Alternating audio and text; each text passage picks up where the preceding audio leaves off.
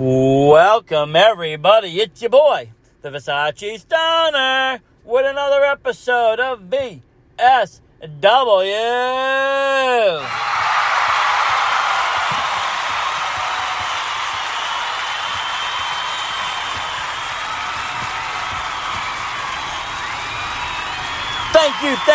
Thank you, everybody. It's your boy, Versace Stoner, alongside with the Sable here. Continuing episode 100 of the VSW. This is Limitless's recap of Patience is a Virtue Part 2. You know, we talked about a bunch of great matches last night on our Part 1. You know, we talked about how Alec Price beat Robert Mater. We talked about how AC beat JD Dunn. We talked about how Kevin Blackwood defeated Jody Threat. We talked about, you know, the whole debacle of people thinking it was the return of, you know, Anthony Green, and it was not. It was the Prestigious coming out, and they beat MSP to end an era. What a night. And that was just, like I said, the first half of the show. So now we're going to talk about the second half of this show that, you know, and this was the part actually after a real intermission. We had an intermission. We got to meet the stars. Me and Disable Wolf, we went around. We talked to the people, bought some merch, interacted. It was a great time. You know, that's what I love about independent wrestling shows. If you've never been to one, it's not like WWE. You get to actually talk to some of these guys. You know, they're glad to take pictures with you. They want to hear your stories. You know, they actually will even remember you sometimes if you've gone to multiple shows. That's great. It's good fun. It gets you closer to the action, and it sets up a very intimate setting. When you say Disabled Wolf, it's different than a WWE show or an AEW show or a bigger venue show. Absolutely, Versace. It is very true. It is a very good time. We met. That was after the show. We met the main event. There was also the Sea Stars. They were busy. They had Jody Threat. They had a Mainstay Posse, MSP rather. We talked to Kevin Blackwood. Robert Mater. Talked to all these great individuals. It was great, you know, and I love to see them all after, you know. Speaking of Robert Mater, the VSW podcast gives your condolences to all your information lost. And so if you can, please try to make a donation to him, guys. It's very important. He's a nice kid. He's down to earth. He's a very hard worker in the pandemic with the grappling style. He was very dedicated coming from Orlando to Maine during a global pandemic to film The Road. Very great individual. You know, ran into some misfortune. Definitely check out his Twitter page about that. He's posted some information on how you can help out, and definitely should do that. But kicking back on the action that came out, you know, starting things back off was Iron Rip Bison against Chad. I don't know what his name is here. He's gone by a few, but I want to say, no matter what his name is, Cashew is a freaking giant. This guy is huge. He's been tearing it apart in NCW and Chaotic. I couldn't believe how big he was when I saw him enter through the curtain and out into the, you know, ring. He could, you know, one step over the top turnbuckle. He was a monster. But he took on another monster. He took on, you know, Iron Rip Bison. This guy is like Hacksaw Jim Duggan meets Demolition meets, you know, today's era. This guy is amazing. You can tell he studies a lot of 80s and 90s tapes when he wrestles. Definitely does. Especially when he took off the Tomahawk mask. And you know, his last gimmick, yes, when he was Tomahawk and he was, you know, tagging with Perry and doing all of that. Yes, I think he really actually took off as Iron Rip Bison, you know, and taking that mask off and, you know, getting into this role, this badass role that he is. You know, he has kind of this, I don't know what to call the style. It's just very demolition-y, kind of just what wrestling should be, you know, and I loved it. You know, as soon as he wasn't allowed to come out during the intermission because of most likely because, you know, this was a secret show and he was the first match after, so he was the first one out at the end of the show selling merch and stuff, and he said it really quick. He was like, wasn't able to come out the show. What can I get for you? What do you want? Do you want T-shirts? Do you want autographs? Do you want all this? He came very at proactive, me, very he came great at to the me fans. like a straight Connie, and I love it. That's what I love about professional wrestling. This guy is a professional wrestler. He, as kayfabe, he is great. He had a lot of pump handle slams. They were even fighting outside the ring, doing chops to the turnbuckles too. And he power slammed Chaz Cashew nearly in front of us, just like when the lion of the ringleader of the main event jumped over the Sea Stars, his co-partners. Oh, through the hoop. You got that was right a crazy spot. But, yeah, this was a very physical match. Anything involving Rip Bison is a physical match. And he got the crowd pumping right after intermission. He comes in, he's swinging, he's going crazy. Like I said, that's what wrestling used to be about. Big guys fighting each other, ripping each other apart. And that's what we saw here in this match to start things back up. And both Cashew is a big man now, and he's really tall, dangerous. He's a giant. And he threw some big, powerful blows to Rip. But, at the end of the day, it was, it was Iron Rip Bison, cracking the nuts and taking the victory from Cashew. And at the post-match, the crowd was all happy. He offered to shake Chaz Cashew's hand. And Cashew, I think it was his Limitless debut, walked away from Rip, pissing off all the main faithful. They weren't happy with that.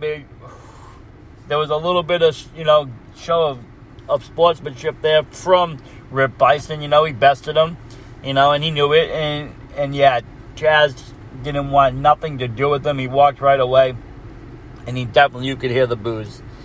And speaking of boos and hated people, brings me to my next match. This is a real hate-love match.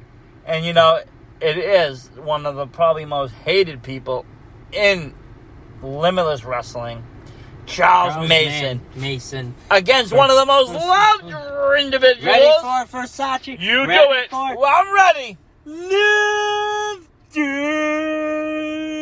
That's right. We got to see Love Dog taking on the maniacal maniac. God, Charles I love the Mason. chemistry these two had. And Charles, that was hilarious. I feel bad for the poor little girl. He said she would grow up to be a loser just like her father.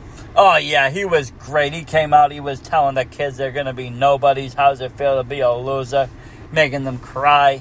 He was good. He was good, and that's everything you want out of an individual. I tend to wonder him. if he's going to buy Barbie dolls or Frozen Anna and Elsa dolls and eat them in front of the Limitless faithful on Christmas.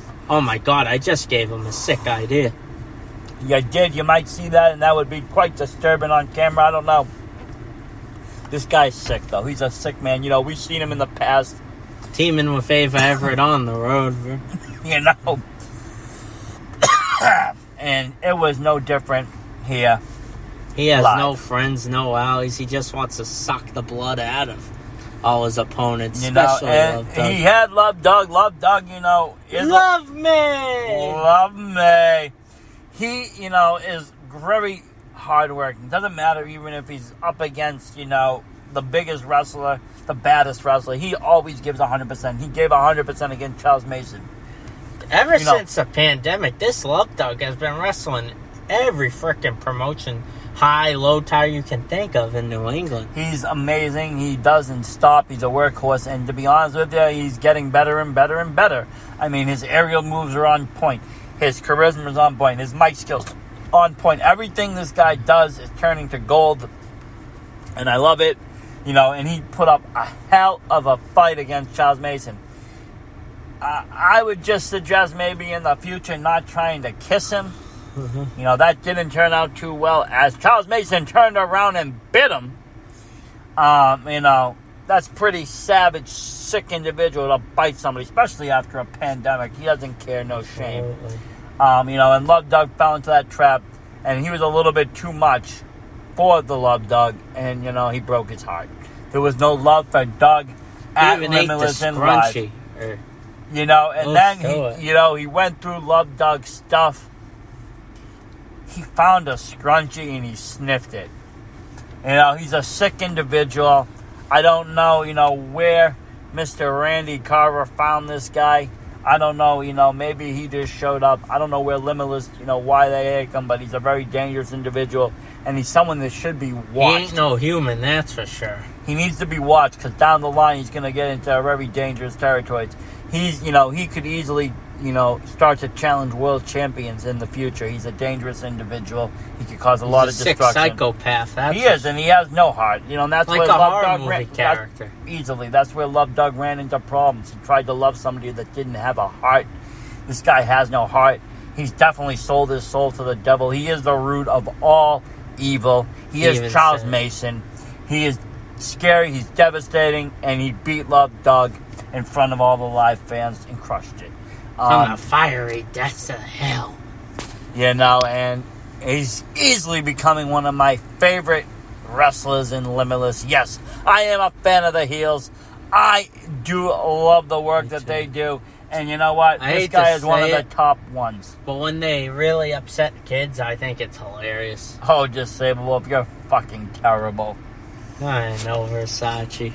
But let me tell you this, though. So then after Love Doug, after that horrible defeat, he would suffer another blow. His Ava Boo came out, and she sure did, and gave him... She was on a good, happy mood. She was in a real bad mood, and she was, basically belittling Doug.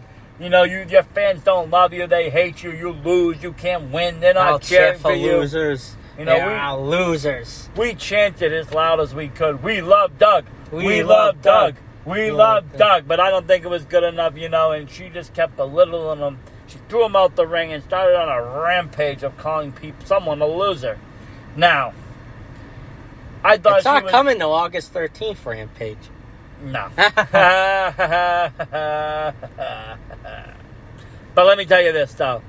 She wasn't just talking to Love Doug. She was talking to the man himself, Mr. Randy Carver, screaming at him, calling him a loser. Saying she saw a match card. She's not on a match. She doesn't have the card. She wasn't on the card. Nobody called her. She announced herself. I mean, granted. Spoiled it. She spoiled herself because, first of all, this was a secret show of Patience card. Nobody knew the card. Not even us. No, we didn't know it. We blindly sponsored it. So did other sponsors, and so, I don't even know if even the referee... I didn't even want to do a preview show in case we got something, right? I wouldn't want people to think we knew the whole card, We didn't know anything. I didn't even know who was going to be there. But I'm going to tell you this, though. I did know that Ava Ever was going to be there because she posted it on social media. She said she was going to be there. And, she showed up. She had, obviously, I don't think she was in Florida this weekend. She was in Maine. And she was not in a good mood, like you said. And she got a match, though. She got an opponent. There was none other than the leader of the Scrunchy Squad, Becca. We got to see her surprise. Live and in person. With Love Doug and Becca, these are two names where we really hoped we saw it, but we didn't know because it was... As you know, if you follow the indie scene as hardcore as we do at the VSW, there was not one other promotion going against Limitless. Blitzeric Pro with Davey and competition being there. But there was Atlantic Pro too, which Love Doug has been known to wrestle at, same as Becca. So we were worried. We didn't know who we were going to see and what mix of wrestlers were going to be there. So, and I didn't want to ask. I didn't want to be that kind of fan that's asked, you going to be there, who's going to be there. Exactly. We want to be surprised. I didn't bother Limitless. I didn't bother anybody. I could have bothered John Albert a little bit, but I didn't even bother him. I saw him today. He posted a video at his pool in Florida. Kudos to you, John Alba. I posted a video of myself at my pool as well. And I said, I hope you're having a good day. You can see all that fun on Twitter. But anyways, we got to see Becca, the leader of the Scrunchy Squad. And, talk about her and Love Doug. These are two stars that have really shined through the pandemic. Really shined. They have become two household names in independent New England wrestling scene and even further out. You got, and they're just getting better and better and better. It was a hardcore cat fight in the beginning of the match. You know, I love this match of Ava Everett and Becca. I've watched it earlier on, not through Limitless. I watched the one in Chaotic when Becca beat Ava Everett for the Chaotic Women's Championship. Exactly. Reloaded. And this was a match only, you know. This match was even better than that one because, I mean, they've gotten even better since then. I mean, Ava's always been great. She's been great for a very long time.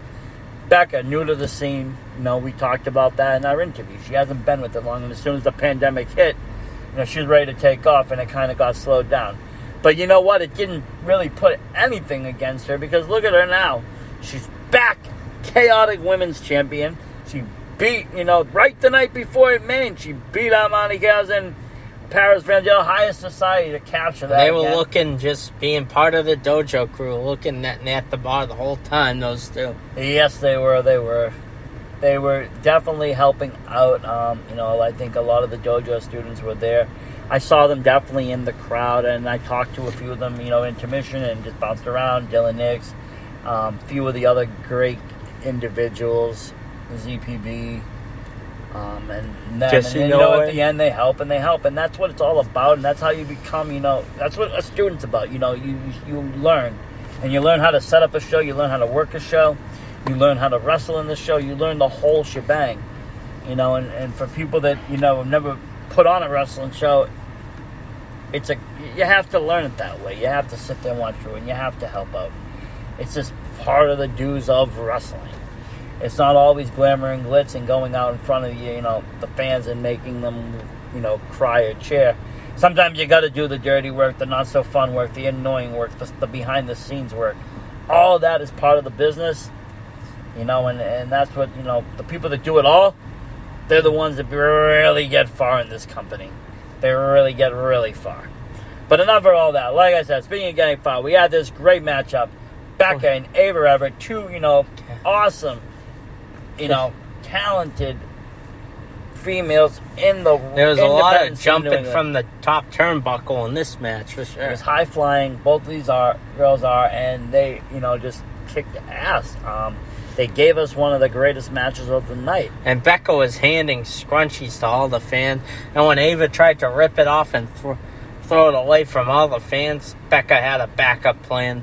She put 2 scrunchies on her head, and the people went nuts for Sachi. Oh, yeah, she went, you know, 2 scrunchies. I think I even caught one of the scrunchies that went into the crowd. Lucky me. That goes right next to my collection. Speaking of that, I put it right next to my Love Dog petals of roses that he's thrown at me.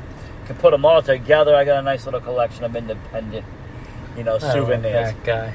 But, yes, you know, and Becca's been doing this crazy, you know, splash from the top. A 450 splash she did it to Davey, and now Ava suffered the same fate.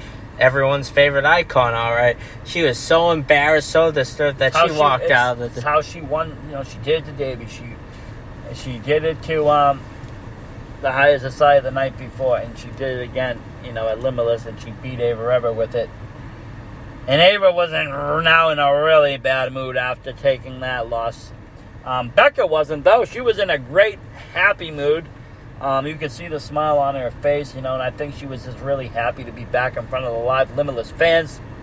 You know, it's one thing, all the work she's done throughout the pandemic with the road, you know, the storylines, the scrunchies, Detective Specs, all of the stuff that she's done has been 100% fantastic.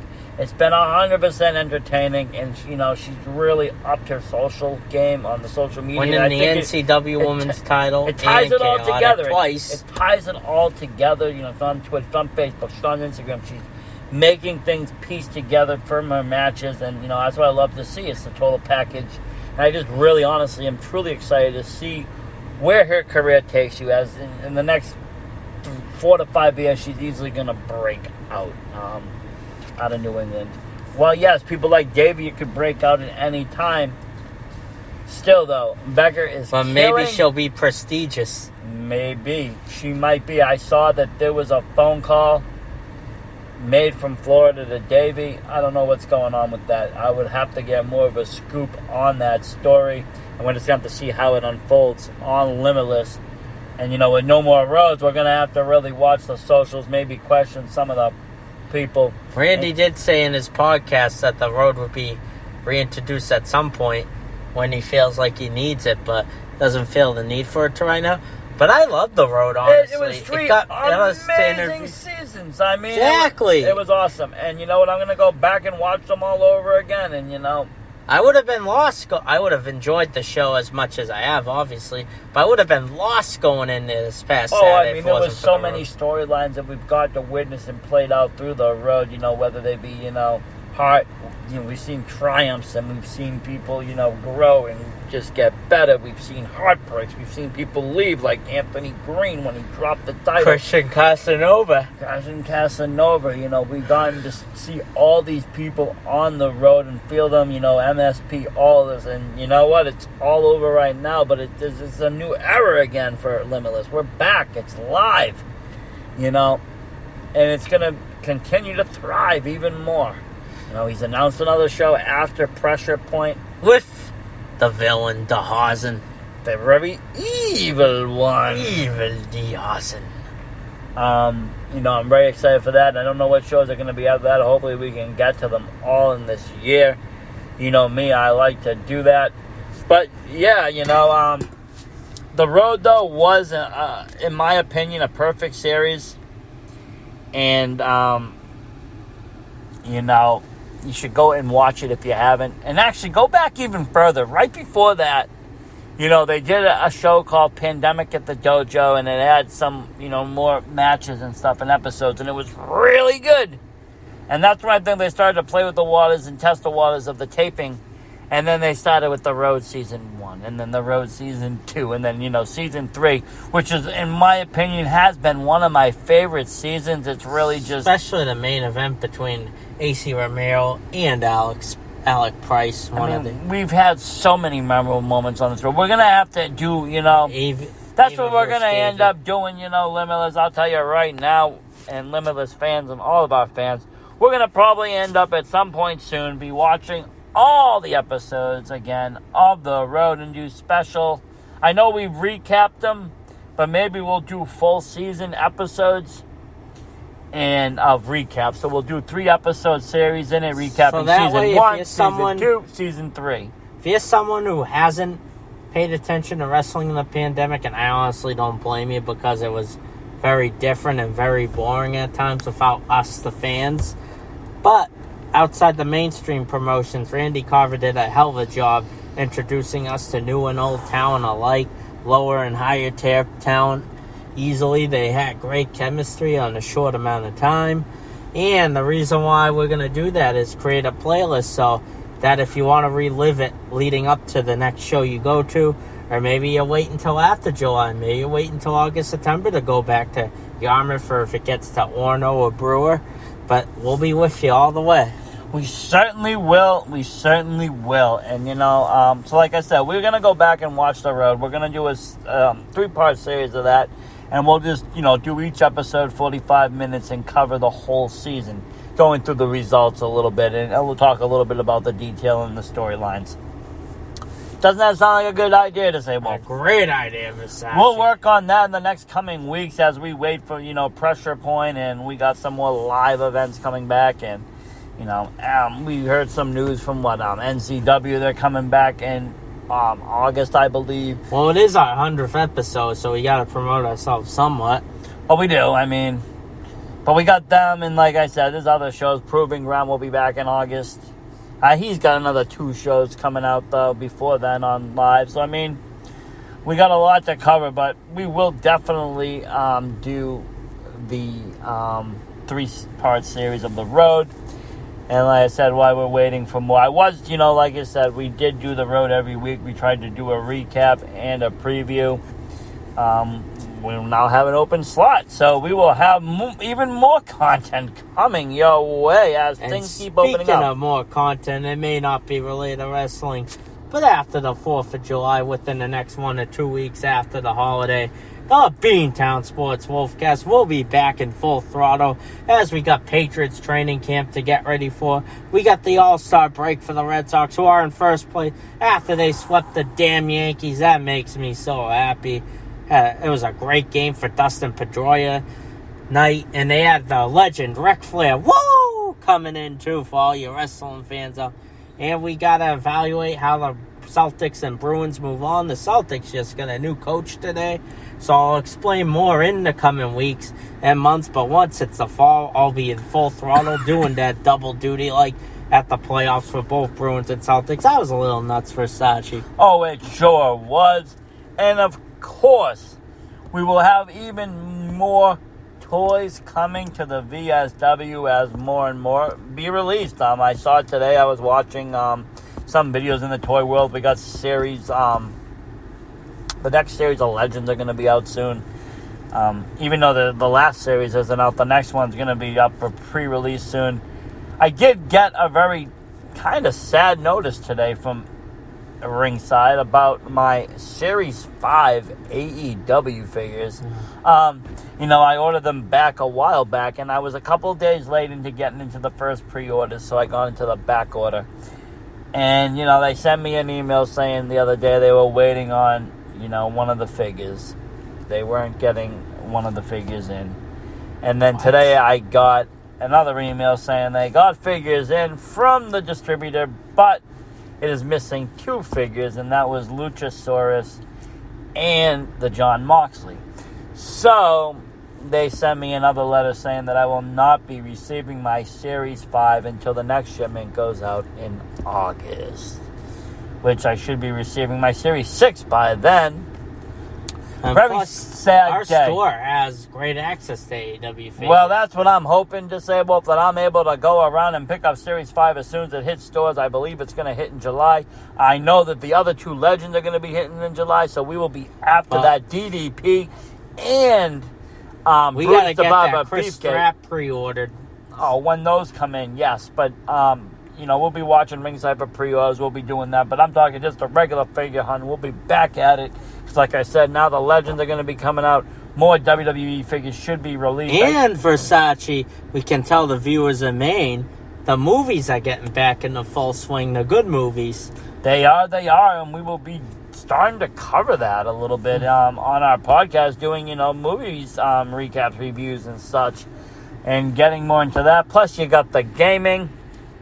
If you're into gaming, I do live stream gaming all the time, random times, but I do. I play retro NES games, and I'm going to start to do other Super Nintendo and other fun things like that. And plus, due to my son and his love of monster trucks, we started the John Luca Monster Truck Show where we talk about monster truck toys and such, and we're also going to be doing getting some live monster truck footage as we get access to it. So that's going to be more stuff coming your way to the VSW. But before we move on to the main event of Patience of the Verge, I want to apologize, folks. This is our 100th episode. We did a part 1 of Limitless, and this is part 2. But we got to tie in, looking back at how far the VSW has come, how you guys are finally starting to notice us. Thank you very much. We really appreciate each and every one of you that has liked us. We will never hound you to watch our stuff. There's something for everybody.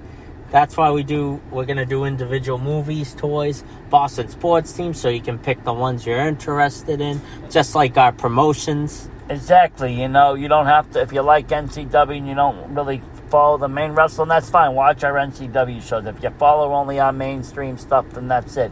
I will tell you this, and this might come to a shock at some individuals, but with the return of the independent scene, as hard and as fast as it has been moving, we have made a corporate decision to only cover WWE's 4 major pay-per-views. That is, WrestleMania, SummerSlam, Royal Rumble, Survivor Series.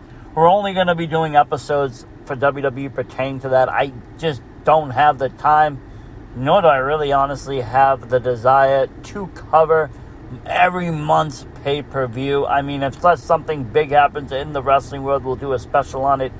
But everything that big happens, everyone, it's always negativity, and we strive to be the opposite. We strive to be positive on this, and you know what? I found my positive home, and that's in the independent scene. We will continue to cover AEW's major events. It is not the same, though. They don't do monthly pay-per-views, so when we do it, it's very rare. But we will do special Dynamites, and May will preview the first Rampage. We will probably do the first Rampage, and as you know, we will be doing a special all-out edition with FanFest, as we will be there live. Woohoo! But, yeah, so, I mean, that is what it is. I'm sorry to our WWE only fans, but that, honestly... There's so many people that just do every Raw, SmackDown, and there's no way we can compete with them. There's two things, exactly. You know, that's a very good point right there to say, but well, if there is no way that I can compete with the larger accounts that have been, you know, all of us covering WWE for years and years and years. Sachi has full-time interest, Andy has his child, too. You know, I got my life, he's got his, but this is our second life here. And, you know... The other issue is, you know, is honestly, is like I said, the interest level. I go back, I view what I do. It's a very saturated market for all the WWE stuff. It's also a very toxic market. You get a lot of negativity. I'm not going to fight with fans of what I think about WWE or what they might think of WWE. Whatever anybody thinks of wrestling and a whole, that's regardless up to them. Of how you feel, the reason why we're all here is because of it. We are. That is the reason. I mean, they are one of the first and only major promotions to actually, you know, go nationally originally. I mean, yes, you had the NWA and you had the older things, and we can do a whole history lesson on that. Yes, I'm an Attitude Era baby. I've been watching wrestling for a very, very, very long time, back to when it was in the territories. And my wrestling, how long I've been a fan, is older than some of these wrestlers in Limitless. Yes, they are. It's kind of funny. But yeah, I mean, I've been watching wrestling definitely longer than Robert Martyr has been alive. But, but like I said, you know, my views on wrestling is not going to be the same as everybody's. I'm going to be looking at it from a different point of view, from much different point of view, not from an ordinary fan point of view. So I don't really get into the WWE stuff. I just don't. Like I said, I'll cover major things. In AEW, I cover their major events, and I'll cover special Dynamites. But really, I just don't get into it. The other reason is, and this is the first and foremost reason, it's not the purpose of this podcast. When I started this podcast, it was to talk about the independent wrestling scene of New England, to talk about all the stars that believe it or not, as my real self, I always wanted to do a sports podcast because I'm a fan. And I'm like, why the hell not just fuse it with the VSW? That way I can introduce people I know that watch sports too, wrestling. They were all Attitude Era fans. Most Patriots fans will know who Stone Cold, The Rock, Undertaker is. Exactly. And I want to bring them to give their local town promotion or the closest driving distance a chance to follow. Because I'm going to tell you right now, Disabled Wolf, that show that we're talking about here in Limitless, Maine, you know, is... and was better than my whole 2 days at WrestleMania in Tampa Bay this year. Kudos to Randy Carver. You did a better job. And I can even tell you this much. I spent more money on your merch at your show than I did at Mania weekend on their merch. So just from that point of view... And your merch is cheaper. Greets. Your merch is cheaper than them, too. And cheaper meet and greets for Sash. Oh, yeah. I didn't have to spend $755 to meet Rip Bison. It was only $10. And I was psyched for that. You know, I don't mind to spend the money, but if I can save a little bit here and there to put it into other shows, you know I will. But, yeah, you know, that's the real reason is, you know, I started this show to dedicate it to the independent scene, to get people's names out there. WWE is cool and all, and it is wrestling, and it is mainstream wrestling, and everybody is about it. And yes, I don't hate it. It's not about a love-hate thing. It's not the purpose of this. I have so much to cover now that Limitless is returning. NCW is coming back live. Proving Ground's coming back live. All the other promotions are back live. Got Chaotic and Talk, bro. Oh, yeah, but I mean, they've been back live. But I'm saying all the other promotions by the end of August are going to be back live. I don't have the time to run all of it, and I need to do the independent scene first. And someday we will have a huge crew to cover every promotion. Oh, if I can hire somebody to come in and just cover WWE, then I will. By all or even the dark end elevation. Exactly. I mean, I'll try to get to them because a lot of we see a lot of friends go there, but even that is kind of hard to do because there is a lot, and I really like to put my focus, like I said, on the independent scene. Are you ready to move on to the main event of the show? I am moving on to the main event of the evening, and it was something to look forward to. It sure was. And again, folks, thank you for listening to that last little bit. I know it wasn't part of the recap, but like he said too, it is our 100th episode, and we just wanted to talk a little bit. But yes. And Ray Ranson's the reigning highest rated viewed interview in history. You gotta catch up, Alba. Oh, he is. Right now, Ray Ranson has the most views for his interview. In the smallest promotion, the Mac Attack. We saw them put on a great hardcore He's a show. reunion wrestling champion. I mean, who is he? How the fuck do you not know Ray Ranson? But he's the highest drawing interviewee on the VSW. He's outdrawed stars such as John Alba, Becca. The only one that's come close to him is the suplex sweetheart, Isana. A proven ground in NCW. And the Lab, but I mean... And Limitless, too. She was on the road. Yeah, Dick Lane, too. Dick Lane was on the road. My other boy, Pimp Daddy Appleseed. I mean, what a proud moment. Man got suspended today. I don't even want to talk about that. I'm sponsoring him in that Lab. I am bullshit about that. I paid good money to sponsor him, and now he's gotten suspended? I don't know, what am I supposed to do? Do I even get a refund for something like that? But anyways, that's for another episode. You can hear my rant and rave about that. This main event, though, was something. And it was the reigning, defending champion. Red Death champion. Daniel Garcia accompanied by his Buffalo boy, Kevin Blackwood, versus the Impact superstar, not seen in New England since Please Come Back, against the main event against Josh Briggs. He is something to look forward to. Is Jake something? What's my name? Jake something. Yeah. What a freaking surprise this was. The fans went absolutely wild when something came out. He's a very loved individual all across, not just New England, across the country now, as he's, taken in on Impact and, really, thriving. We saw him at Please Come Back for the first time in that main event against Josh Briggs, and he just killed it. He actually won that match. Very opposite styles in this match between the powerhouse of Jake and an MMA submission specialist in Daniel Garcia. It is. And I at some points was like, Garcia is going to be overpowered in this. Because there was a size difference. There is a mass difference. But, you know what?